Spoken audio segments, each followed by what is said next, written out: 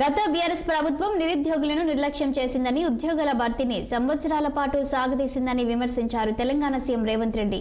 తాత్సారం చేస్తూ నోటిఫికేషన్ల దశలోనే ఉంచారని ధ్వజమెత్తారు.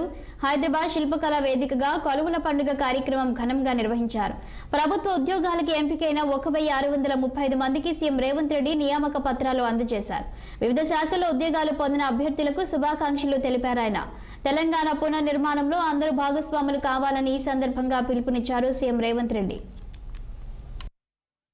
నమ్మకంతోనే మీరందరూ కష్టపడి తండాలలో, గూడాలలో, మారుమూల పల్లెల్లో మీ తల్లిదండ్రులను, మీ కుటుంబ సభ్యులను, మీ నాయనమ్మ తాతలను, మీ అమ్మమ్మల్ని, తాతల్ని అందరినీ ఈ ఒక్కసారి మా కోసం ఓటేయండి, ఇది మా భవిష్యత్తు, మా భవిష్యత్తులో మేము ఆనందంగా ఉండాలి అని అంటే ఈ ఒక్కసారి మేము అడిగినట్టుగా ఓటేయండి అని చాలామంది విద్యార్థులు గ్రామాలలో కాంగ్రెస్ పార్టీ కార్యకర్తలు, నాయకులు కాకపోయినా వాళ్ళకంటే ఎక్కువగా శ్రమించి ఇల్లు తిరిగి మా కాంగ్రెస్ పార్టీ శాసనసభ్యులను ఆనాడు గెలిపించడం జరిగింది.